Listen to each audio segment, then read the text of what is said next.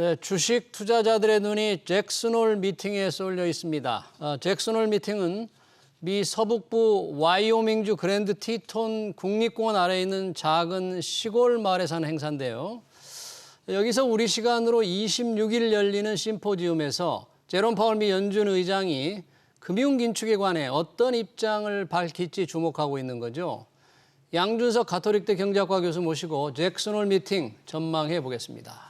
교수님 어서 오십시오. 안녕하세요. 네, 지금 글로벌 투자자들 잭슨홀 미팅 하면서 지금 귀를 기울이고 있습니다. 파월 의장이 무슨 얘기를 할지 시장이 지금 긴장 속에 주목을 하고 있는데 교수님 우선 잭슨홀 미팅이라는 게 어떤 성격의 모임입니까 이게? 예, 근본적으로는 어떤 심포지엄입니다. 그러니까 어떤 면에서 본다면 학술 세미나예요. 예. 한 140명 이제 그 캔자스 시티 연준은행이 초대를 해가지고 캔자시티 연준은행이 예. 그래가지고 거기서 그 140명을 보면은 주로 이제 중앙은행 그 관료들이지만 또 재무부 관료들 그리고 또 학자들 예. 그리고 또 그 금융계 대표들하고 또 외국의 그 중앙은행이나 재무부 관련 관료들 그렇게 한 140명 정도 투자를 이제 와가지고선 주로 그 세미나식으로 이제 논문을 발표하는 게 이제 주죠. 그래가지고선 이론적인 논문도 될 수가 있고 최근 어떤 추세 이런 거에 대한 논문도 될 수가 있지만 그래가지고선 좀 더 깊은 어떤 그 지식을 나누자. 그리고 요즘 뭐 학문적으로는 뭐 어떤 연구 분야가 있느냐 또 그 지금 그 실무자들이 봤을 땐 추세가 좀 어떤 것 같냐 이런 그 정보를 다 공유하는 그런 그 세미나라고 좀 볼 수가 있고요. 그래서 아까 얘기했지만 외국인들도 이제 그 초대를 받는 경우가 있는데 이 세미나가 1978년에 시작돼 있고 지금 45회입니다. 그런데 잭슨홀에서는 82년서부터 시작을 했어요. 잭슨홀이라는 곳이 어디에 있는 데입니까? 잭슨홀이 아까 말씀드렸지만 와이오밍주의 그 국립공원 내에 있다고 했는데 이게 근본적으로는 스키장입니다. 스키장이고 그다음에 그 80년대 그 연준 의장이었던 폴 보커가 이 장소를 잭슨홀로 설정했는데 뭐 낚시를 좋아가지고서 뭐 그쪽으로 정했다는 뭐 그런 설도 있고요. 휴양지군요, 시골의 작은. 그래서 경제학을 보면은 이런 중요한 회의들이 상당히 많이 휴양지에서 이루어지는 경우가 있습니다. 우리가 뭐 브레튼 우드도 하고 뭐 많이 얘기하지만 그 브레튼 우드도 미국 동부에 있는 휴양지거든요. 어쨌든 그렇게 모여가지고서 이제 세미나 하면서 좀 그 지식을 공유하자. 그렇게 해서 이게 좀 그 뭐 관료들이 모이는 데니까 완전 학문적인 데는 아니지만 그래도 좀 학문적인 냄새가 좀 짙은 그런 심포지움이라고 할 수가 있습니다. 캔자스시티 연준은행이 이제 주체를 하는 거고 중앙은행 총재들 뭐 관료들 다 오는데 그럼 올해의 주제 뭐 40년 넘게 지금 모임이 이어지고 있는데 올해의 주제는 뭐예요? 예, 경제와 정책의 제한 조건에 대한 재평가라고 이제 주제를 잡아놨는데요. 이 설명을 들어보면은 우리가 팬데믹으로 의해서 경제의 제한 조건들, 억제시켜 놓는 조건들을 많이 발굴했다. 그래가지고선 그 생산이나 뭐 운송에 따른 그 병목 현상, 그리고 품귀와 물감, 자재 부족 현상 이런 것들을 다루고 그 다음에 이 팬데믹을 다루기 위해서 사상 최대의 재정 지출 정책, 통화 정책으로 그 수요가 아주 급하게 증가했고 그것 때문에 물가가 상승했는데 그러면은 이런 정책을 향후로는 어떻게 다루어야 될 거냐 뭐 이런 것을 다루게 될 것 같고요. 그 다음에 팬데믹으로 인해서 이제 이런 새로운 정책들, 뭐 혁신적인 정책들이 많이 나왔는데 이게 재정 건전성에는 어떤 영향을 주느냐, 이게 지속 가능하냐, 그리고 중앙은행은 또 대차 대조표 차원에서 그 상당히 많은 국채를 샀잖아요. 그러니까 그런 면에서는 또 이게 어떤 영향을 줄 수가 있느냐, 이런 것들을 지금 논의한다고 합니다. 그러니까 통화 정책이라든지 재정 정책이 경제 상황 변화에 의해서 어떤 제약을 받고 있을 때 어떻게 이거를 할 것인가 그런 연구 논문이 많이 발표되고 강연이 있을 것 같네요. 지금 잭슨홀 미팅에서 제롬 파월 연준 의장의 발언에 주목을 하고 있는데 그럼 40년 넘게 과거 잭슨홀 미팅이 매년 있었잖아요. 혹시 그럴 때 과거 전 연준 의장이라니 누구였든 주목되는 발언, 시장에 좀 큰 영향을 미칠 발언들이 좀 있었습니까? 과거에는?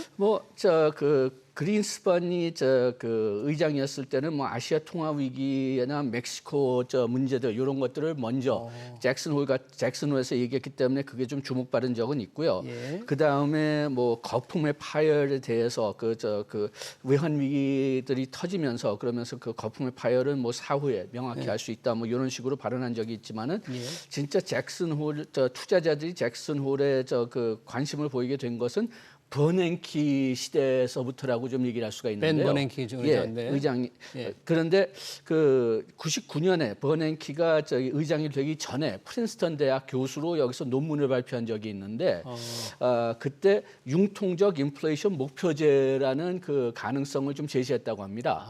그래가지고선 그 어떤 그냥 단순한 통화량 타겟팅이나 인플레이션 타겟팅을 넘어가지고선 물가 변화 압력을 사전에 막기 위해서 좀 통화 정책을 적극적으로 사용하자.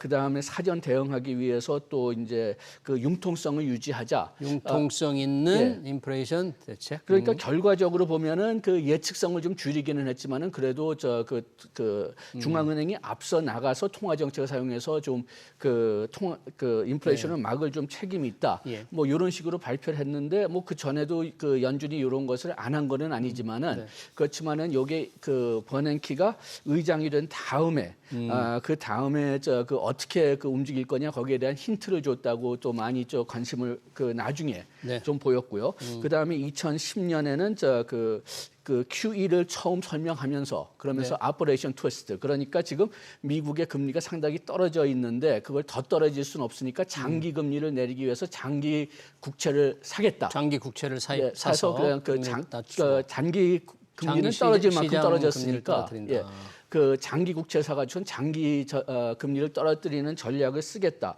요걸 2010년에 좀 암시해줬고 또 2012년에는 뭐 3차 그 QE도 이제 좀 어느 정도 신호를 줬고 그래가지고선 그때서부터 투자자들이 이제 이 잭슨홀에서 좀 그 통화 정책의 미래를 좀 알 수가 있다.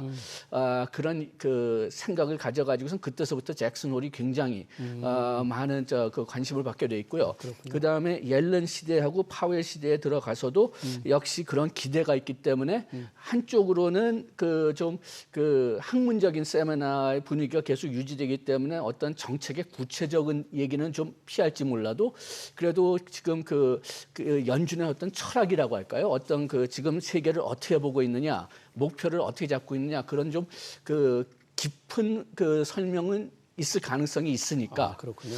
그래가지고서 뭐 옐렌 같은 경우에는 그 2014년에 뭐 통화 정책의 경로는 지금 현재 없다. 그렇지만은 경제 회복이 안 되면은 뭐 그 완화적인 통화 정책을 유지할 필요가 있다. 뭐 이런 식으로 이렇게 좀 장기 추세나 그 연준이 보는 관점 이런 것들을 그냥 뭐 기자회견서부터 보다는 좀 더 깊숙하게 얘기를 할 기회가 좀 생긴 거죠. 그럼 이번에 제롬 파월 의장도 이제 비슷한 어떤 연준의 정책 방향을 얘기할 수가 있는데요.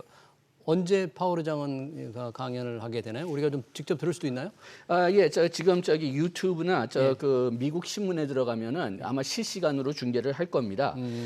그래가지고선 요게 지금 그 내일 그 아침 내일 시간으로 지금 되는 걸로 기억하고 있는데 미국 시간으로 미국으로는 그렇고 우리는 이제 그래서 우리나라 시간으로는 26일 오후 11시 가장 직접적으로 보려면은 캔서스시티 연준이 유튜브 채널을 하고 있어요. 그렇지만은 그 아마 그 주요 미국 신문에 들어가면은 거기서도 아마 실시간으로 생중계를 할 거고요. 그 링크를 해놓을 거고 그 다음에 좀 편안한 시간에 좀 보시려면은 그러면은 이 스피치가 끝난 다음에 그 다음에 그 캔서스시티에서 그 기록을 계속 놔두더라고요. 그래서 작년 맥 잭슨홀 그 스피치도 거기에 아직 있습니다. 그래요. 왜냐하면 이제 우리 서학개미들이 미국 주식을 실시간으로 투자하니까 파월 의장의 말을 들으면서 투자를 할 수도 있거든요. 그러니까 아마 직접 듣는 분들 좀 있을 것 같아요.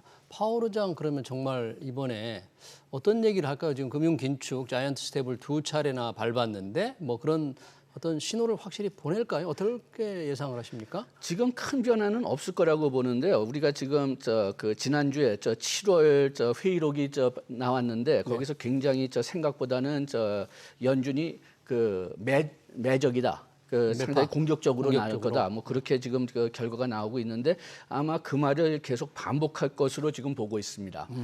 그래가지고선 지금 그 좀 분위기가 바뀌었다면은 그럼 다른 연준 위원들도 좀 긴축 정책을 좀 완화하겠다는 힌트가 좀 나와야 될 텐데 계속 긴축 정책을 강화시키겠다는 얘기만 지금 나오고 있어요. 약간 매파적인 얘기들이 더 많아지고 예, 있다. 매파적 그래서 과거에 매파던 비둘기파던 지금 그 연준 위원들이 다 긴축 정책을 계속해야 된다고 나오기 때문에 아마 파월 의장도 그런 이야기를 계속할 것 같고 뭐 회의록에 나온 대로 일단 나중에 그 금리 인상 경로를 좀 줄일 수는 있어도 그래도 높은 금리는 꽤 오랫동안 가져갈 거다.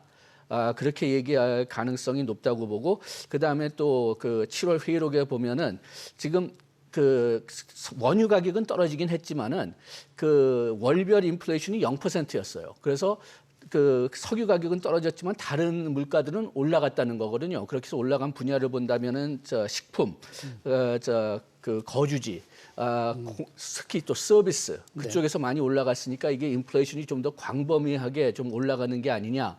그리고 과거에 그 원유 가격이 올라갔을 때 그때 그 들어간 비용들이 아직까지도 그 생산 과정에 지금 들어가 있기 때문에 당분간은 인플레이션이 계속될 거고 인플레이션이 계속될 것이라면은 계속 금리를 높여야 된다. 그래가지고선 그런 그 강력한 그 입장을 다시 반복할 것 같고요. 그래서 지난주에 회의록이 나온 다음에 75bp를 9월 인상이 75bp가 될 거다. 그때 조사를 했을 때는 한 40% 나왔었는데 0.75%포인트 올릴 확률이 처음에는 40%밖에 회의록 안 돼. 발표된 날 아침에는 40%로 나왔는데 지금은 60%로 나오고 올라갔네요. 있습니다. 예. 그래서 지금은 75bp가 올라갈 거다. 그게 이제 뭐 확실히 모르지만은 그게 지금 대추세가 돼 있고요. 그래가지고선 지금 여기서도 그런 얘기가 좀 반복될 것 같습니다. 좀 완화시킬 준비가 돼 있다는 그런 힌트가 지금 연준에서 전혀 안 나오고 있어요. 그러면 주식시장 좀 긴장을 하겠네요. 교수님 말씀대로 만약 0.75%포인트 인상, 금융 긴축 강화를 다시 한번 반복한다면 시장이 좀 긴장을 할 텐데 우리 이창용 한국은행 총재도 여기에 지금 참석을 하게 되나요? 예, 마지막 세션을 발표를 한다고 하고요. 그래가지고선 좀 주제를 알아보려고 했더니 네. 그 주제가 지금 캔서스 시티 사이트에 잭슨 홀 그 내용이 있긴 하지만은 스케줄이나 뭐 그 세별 주제나 논문 자체는 아직 안 나오고 있더라고요. 예. 논문은 나중에 발표된 다음에는 다 공개가 됩니다. 그렇지만은 지금 언뜻 생각할 때는 지금 이창용 총재가 한국은행 총재긴 하지만은 전에 뭐 아시아개발은행 수석 이코노미스트였고 IMF 아시아 태평양 담당 국장으로 있기 때문에 뭐 어떤 아시아의 추세에 대해서 좀 얘기하지 않을까. 좀 그런 생각이 좀 들긴 합니다만 어쨌든 마지막 세션에 발표하게 돼 있습니다. 이창용 총재가 지금 잭슨홀 미팅에 가기 직전에 금통위를 주재하잖아요. 그래서 이제 또 기준금리를 올릴 텐데 뭐 예상대로 0.25%포인트 인상 할까요? 그렇게 보세요.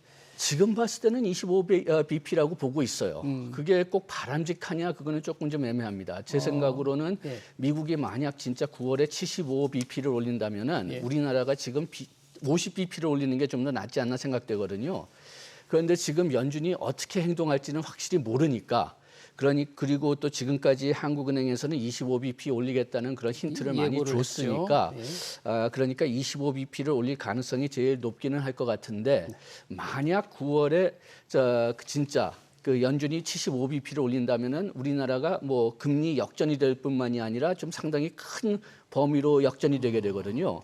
그래가지고선 만약 우리가 이번에 25bp만 올리고 미국이 75bp를 올린다면은 그러면 우리가 나중에 이제 10월에 가가지고 다음 통화정책위원회가 10월이니까요.